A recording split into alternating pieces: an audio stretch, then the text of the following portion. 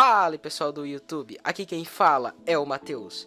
E bom pessoal, no vídeo de hoje eu vou finalmente fazer o vídeo de parte 2 do segundo arco de Asas de Fogo. Um vídeo que eu lancei em abril e eu só tô fazendo a parte 2 em junho.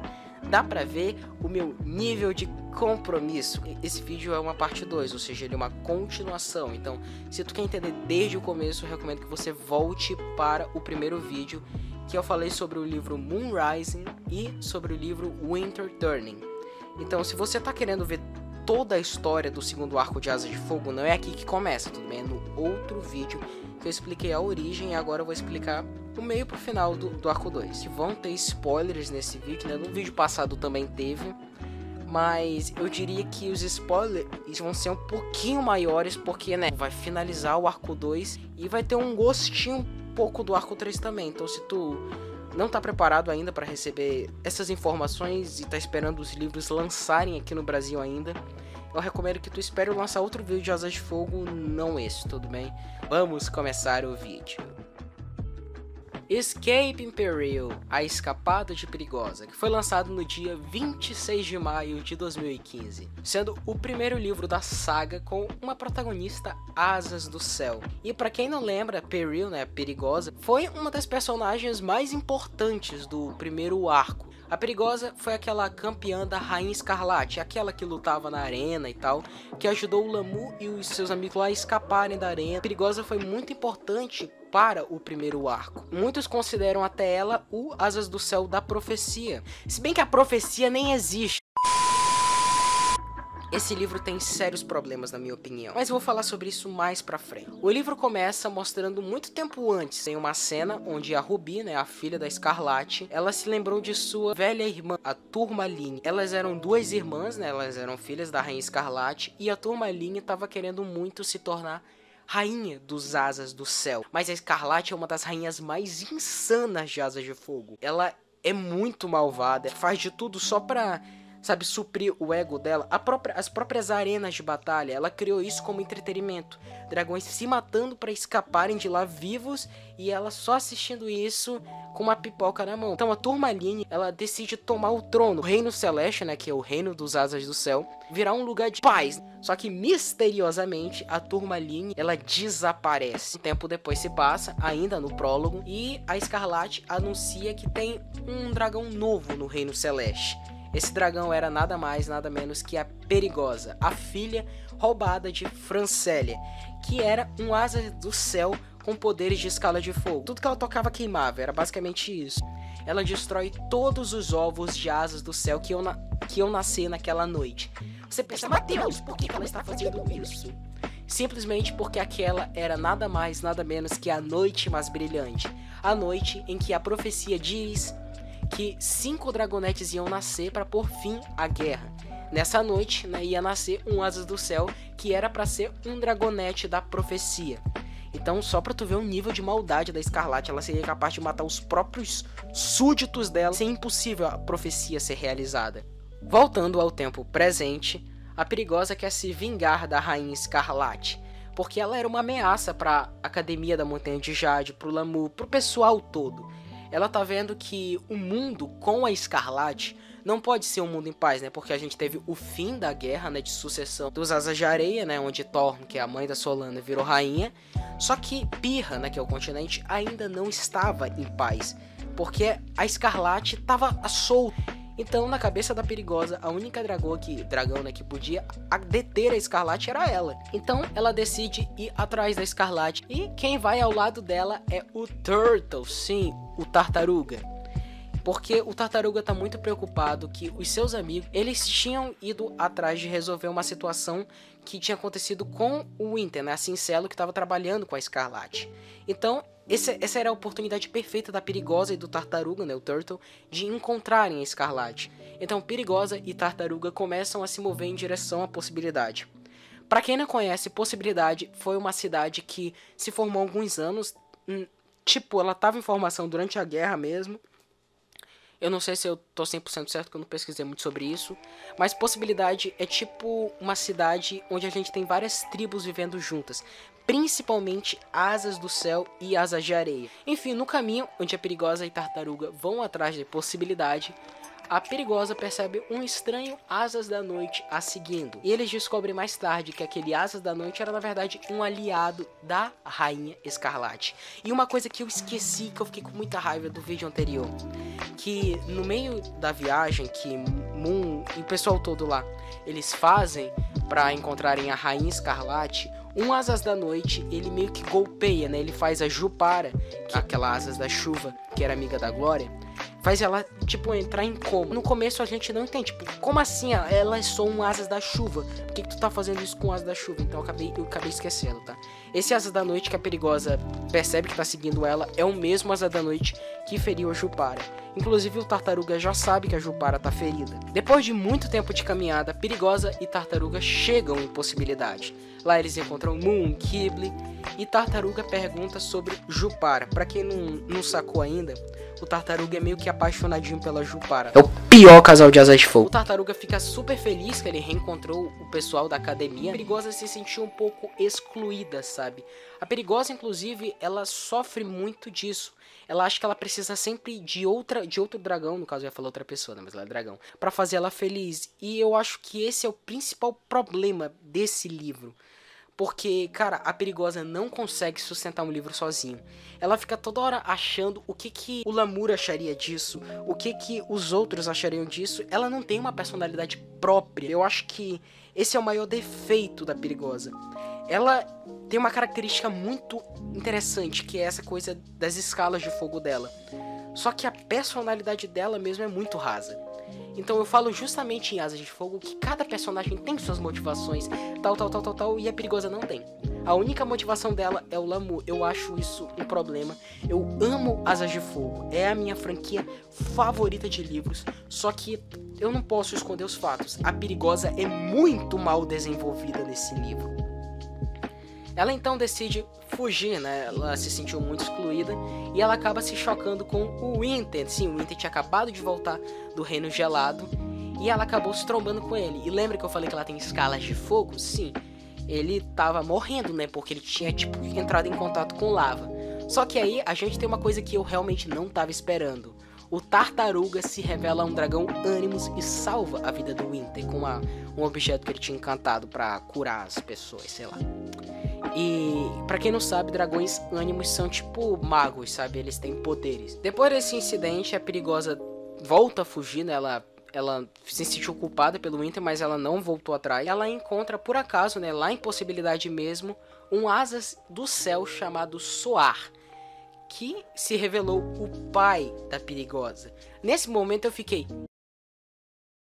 Descobre mais tarde que era aquele Asas da Noite que estava trabalhando com a Escarlate. Nesse momento você está...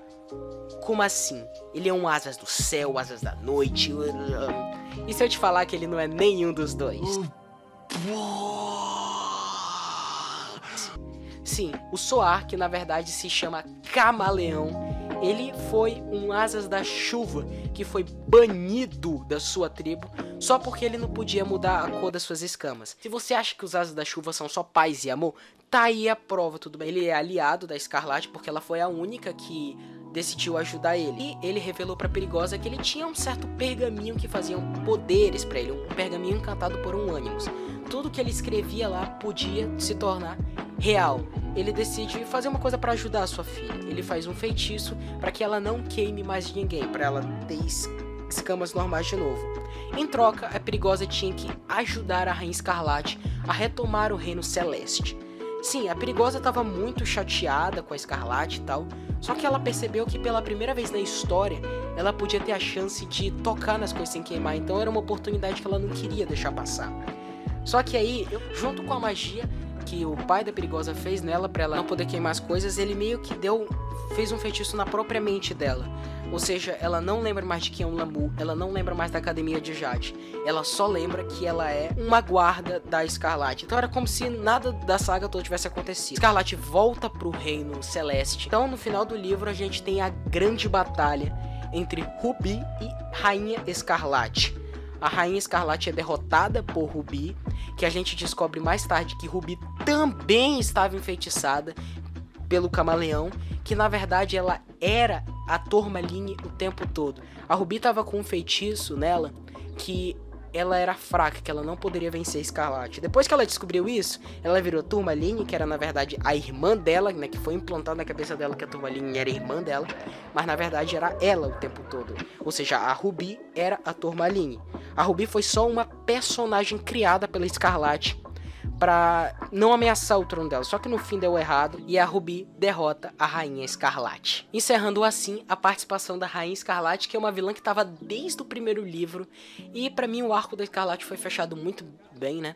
Ela é uma ótima vilã, uma das melhores vilãs. Eu acho que é a melhor vilã do primeiro arco da série. Logicamente não é a melhor vilã da saga toda, porque tem o lindo Darkstalker, que é o melhor vilão que existe. Enfim, a gente descobre que aquele pergaminho que o camaleão estava usando para fazer os feitiços dele era na verdade o pergaminho perdido do Darkstalker, sim. E por um acidente dos dragões da Academia de Jade, a Perigosa, né? Todo mundo tava se perguntando o que eles iam fazer com aquele pergaminho. O Darkstalker falou que eles tinham que libertar ele para que ele voltasse, né, a viver, que ele tava 2000 anos preso, que foi encantada pelo Albatroz e pela Claire Psyche.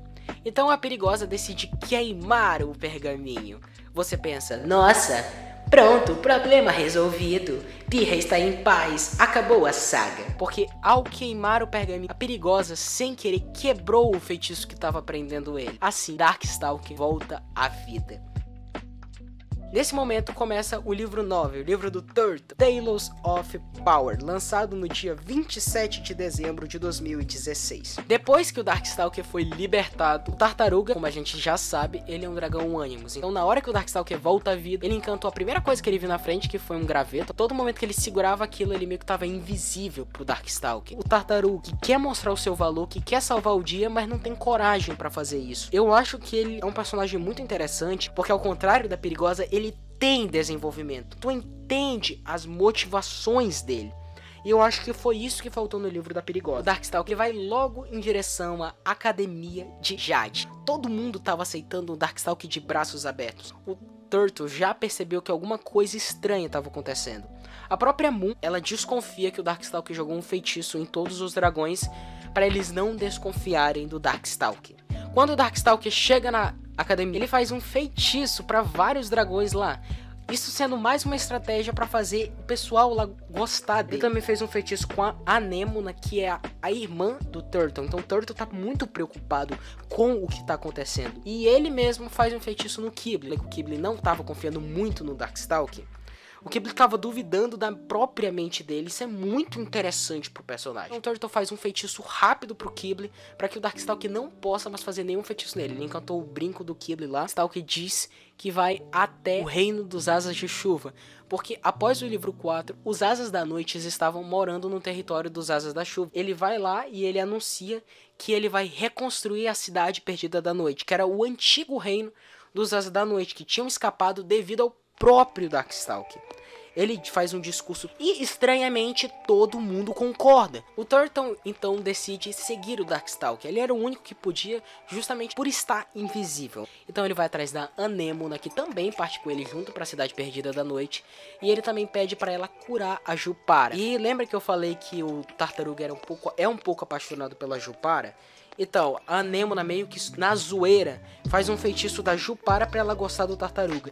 Isso é o tipo de coisa que a minha prima faria comigo. A Anemona e o Tartaruga, eles são irmãos e eles têm muito essa relação de um tá implicando com o outro. A Moon e a Anemona, que é uma Animus, elas têm uma discussão. O Darkstalker briga feio com a Anemona. E o Turtle não pode fazer nada sobre isso, porque ele ainda tá invisível. Então a Anemona percebe que pro Darkstalker se importar com ela, ela tinha que fazer algo grandioso. Na cabeça dela, o que é algo grandioso? Matar a Rainha Coral.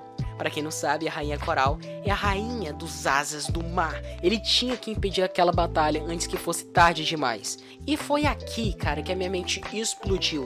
Porque o Tartaruga, quando ele começa a seguir a Anemona, ele tem uma memória do passado. E simplesmente nessa memória diz que foi ele que transformou a Anemona em Animus.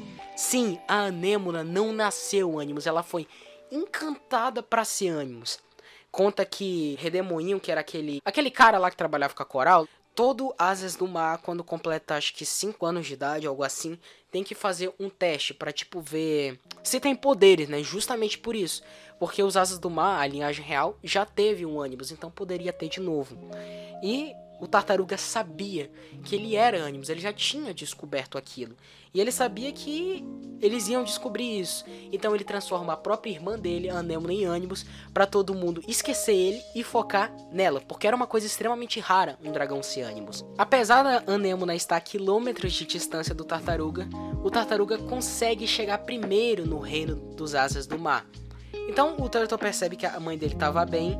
E cara, nesse momento tem um momento lindo do livro, que a Coral, né, como eu falei, ela tem 32 filhos meninos. Lembra que eu falei sobre isso?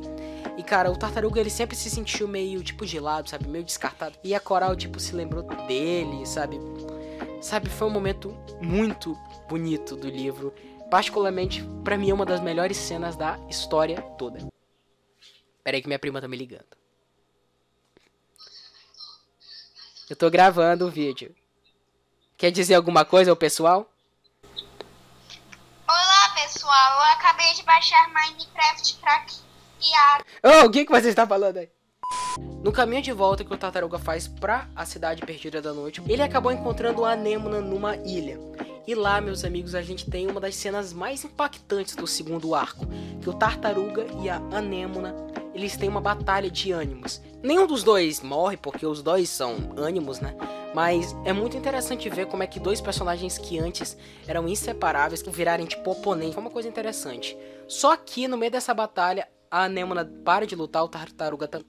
Então o Tartaruga mostrou pra ela que o Darkstalker tava, tipo, usando ela mesma contra a própria mãe dela. Só que nesse momento que eles estão lutando, o Darkstalker simplesmente faz um feitiço que traz todos os ânimos de Pyr pro castelo dele. Lá, o Tartaruga é descoberto, Darkstalker tira seus poderes, e a Anemona consegue pegar o graveto de Turtle e fugir. E, no prólogo, uma estranha epidemia começou a acontecer no Reino Gelado. Morreu também a Rainha Geleira, a Rainha dos Asas de Gelo. Finalmente, a gente chega no último livro do Arco 2, Darkness of Dragons, A Escuridão dos Dragões, que foi lançado no dia 27 de julho de 2017. Onde começa com uma lembrança do Qibli, né? Da sua triste infância. E a própria mãe do Qibli vendeu ele porque ela era muito pobre. Então dá pra perceber o nível de amor que ela sentia pelo Qibli. Então o Qibli teve um carinho muito forte pela Thor. E ela, nesse momento agora do livro, ela é a rainha dos Asas de Areia. Então ele faria de tudo pra defender ela. Enquanto o Tartaruga tá indo lá na Cidade Perdida da Noite, o Qibli percebe que, na verdade, a Avestruz tinha sido sequestrada pela Onyx, que era também outra aluna da Academia de Jade. E isso foi tudo um plano do seu avô, Abutre, que ele queria tomar o trono dos Asas de Areia. Sim, apesar de Thor ser considerado uma rainha incrível para os Asas de Areia, tinham aqueles que não concordavam com ela. O avô do Qibli, ele é um desse grupo de dragões chamados Garras de Poder. Então, a partir desse momento acontece uma guerra civil no Reino Arenoso entre a Thor e os Garras de Poder. Eles somem, né? A Onyx até que se machuca, mas ela fica bem no final. E a Thor revela para Qibli que, na verdade, era impossível dela perder aquela luta. A gente tem um artefato mágico que foi encantado pela Animus Gerboa, que é o olho de Onyx. Todo Asas de Areia fêmea que tiver ele, ela é nomeada Rainha dos Asas de Areia. Inclusive, eu quero falar mais sobre o olho de Onyx, mas eu quero muito fazer um vídeo só sobre o olho de Onyx, mas aí é mais pra frente. Enfim, daí o Qibli recebe notícias, né, de um mensageiro da Thor que uma epidemia começou no Reino Gelado, que tinha matado a Rainha Geleira. Então o Qibli, ele decide pegar aquele brinco que foi encantado pelo Turtle, e ele decide, tipo, multiplicar. Ele pega um outro artefato lá, que era, na verdade, para multiplicar a comida do Tartaruga, dá um brinco encantado para cada dragão que ele conhece, e ele vai lá na Academia de Jade, e ele dá um pra própria Tsunami, pra ela ir até o Reino dos Asas da Chuva e entregar pra todo mundo perceber que o Darkstalker, na verdade, era do mal, entendeu? Então ele vai pro Reino Perdido da Noite. E o Qibli percebe que o Darkstalker tava bolando um plano: invadir a Academia da Montanha de Jade, porque naquele mesmo momento ele dizia, né, porque ele prevê o futuro, que os Asas de Gelo, né, e todo o exército deles estariam lá para enfrentar o Darkstalker. E isso bate muito com a profecia da Moonwatch, que dizia que a Academia da Montanha de Jade ia cair em pedras. E assim a gente tem uma das cenas mais emocionantes da saga toda, que é a batalha de Darkstalker e os Asas da Noite, que foram ganhando poderes, né, por causa dele, contra os Asas de Gelo, agora liderados pela Rainha Snowfall. A gente tem uma batalha muito tensa, onde o próprio pai do Winter, o Narval, morre. E o Darkstalker tava tendo uma liderança muito fácil, porque, cara, ele era imortal, era impossível deter ele. A própria Perigosa tentou deter ele e não conseguiu. As escalas de fogo dela não podiam nem dar cosquinha no Darkstalker. Então, a Anemona, ela faz um feitiço em conselho do Turtle. Lembra que eu falei que o Turtle não tem mais feitiço? Ele sugere a ela fazer um feitiço para que todos os dragões passem a mente de um do outro temporariamente. Ou seja, os guerreiros dos Asas da Noite iam ler a mente dos guerreiros dos Asas de Gelo, e os guerreiros dos Asas de Gelo iam ler a mente dos guerreiros dos Asas da Noite. E eles iam perceber que eles eram iguais, eram tribos praticamente iguais que estavam lutando por causa de suas lideranças, sabe? Eles não deveriam estar se matando. Então todos os dragões voltam para os seus reinos. E aí o Darkstalker viu que o plano dele de derrotar todos os Asas de Gelo tinha falhado, e ele sequestra o Qibli. E o Darkstalker leva o Qibli para uma caverna escura. Ou seja, o Qibli não poderia sair dali se não fosse com a ajuda do próprio Darkstalker. E lá o Darkstalker começa a ter uma conversa muito interessante. E eu acho que é por causa dessa conversa que eu considero o Darkstalker um dos melhores personagens da saga toda. Porque apesar dele estar fazendo muitas coisas ruins, ele acredita que ele está fazendo correto. Ele não é que nem a Escarlate que está fazendo maldade porque ela acha divertido. Não. Pro Darkstalker, ele tem que ajustar o mundo como ele acha que é correto. Para ele, os Asas de Gelo são uma tribo que só causam caos em Pirra. O que não deixa de ser verdade, porque se você não lembra do livro 6, o Winter ele era muito soberbo. Ele tratava todo mundo muito mal. Pro Darkstalker também, ele achava que a solução para todos os problemas era ele ser o único rei, ou seja, não haveria mais conflito de sucessão. Como ele era imortal, ele nunca ia morrer, ele podia ser rei de todas as tribos. Ele não estava querendo fazer isso pela glória, não. Ele só achava que daquele jeito o mundo estaria em paz. Então, se tu parar pra perceber, tipo uma ditadura isso, né? Porque a gente tem o Darkstalker, que é a figura que controla tudo. Aí as outras pessoas que estão lá. O que ele percebeu que aquilo era errado. Que a gente não tem que fazer as pessoas gostarem da gente à força, sabe? A gente não pode obrigar. A gente tem que conquistar isso, porque senão é uma coisa falsa. O próprio Darkstalker percebe isso. Que na verdade ele estava fazendo coisa errada. E quando o Darkstalker descobre isso, meu irmão, parece que é uma quebra de mundo. Porque tu tá chocado junto com ele, com tudo que tá acontecendo. Tu, desde o começo do livro, tu fala, o Darkstalker é vilão, não vou confiar nele. Só que é inacreditável o que a autora faz, mas tu entende o lado do Qibli e tu entende o lado do Darkstalker. Tu não quer que o Darkstalker morra. E isso que é o melhor ponto. É por isso que eu amo tanto o final do arco 2. Porque o Darkstalker não morre. Ele tem uma chance de recomeço. Ele é transformado por um feitiço, onde ele se transforma em um novo dragão. Ele tinha praticamente nascido de novo. Lembra da Foyslayer, aquela dragoa que tinha fugido com o Winter, que eu falei que era mãe do Darkstalker? Então, por coincidência do roteiro, né, eu acho que a autora não pensou em alguma desculpa melhor, a Foyslayer reencontra o Darkstalker. Lá tem uma cena muito emocionante que ele fala que tinha se tornado um dragão mau. Ou seja, tu percebe que o Darkstalker nunca quis ser o vilão. Ele só achava que ele tá fazendo correto. E lá ele fala que nenhum feitiço podia enganar ele, né? Que ele fez um feitiço nele mesmo para nenhum feitiço de nenhum ânimos afetar ele. Só que aí a Jupara, né? Ele, segundo a Moon deixou bem claro pro Darkstalker que ela tinha um morango, uma maçã, não sei, acho que era morango. Ela falou pro Darkstalker bem assim: se você comer esse morango, você vai ter uma chance de recomeçar, como um novo dragão chamado Peacemaker, que é pacificador numa tradução livre. O Darkstalker, ele duvidou muito da Moon. Só que por um lado ele se sentia muito culpado.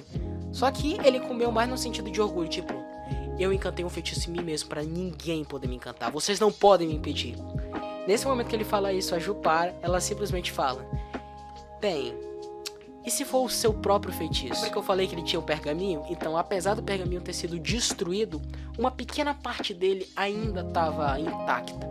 Ou seja, foi pelo próprio feitiço dele que o Darkstalker foi derrotado. Então ele vira um dragãozinho Asas da Noite, como qualquer outro, comum, segundo a mãe dele. E eles têm uma chance de recomeçar uma nova vida. A Foeslay, apesar de tudo que tinha acontecido, ela amava muito o filho dela. É a mãe dele, cara, não dá pra dizer o contrário. E o Darkstalker então tem uma nova chance de recomeçar, dessa vez como Peacemaker, como eu falei anteriormente, pacificador. E aí no final do livro, a Moon também se declara pro Qibli, nananã, historinha chata, e o que acontece no final é que a Moon tem uma nova visão, sabe, de um continente longe. Aí no epílogo do livro a gente descobre que existia de fato um reino, que a gente descobre mais pra frente no livro 11, que é o livro do Blue, The Lost Continent, o continente perdido. Bom pessoal, espero que vocês tenham gostado do vídeo e tchau!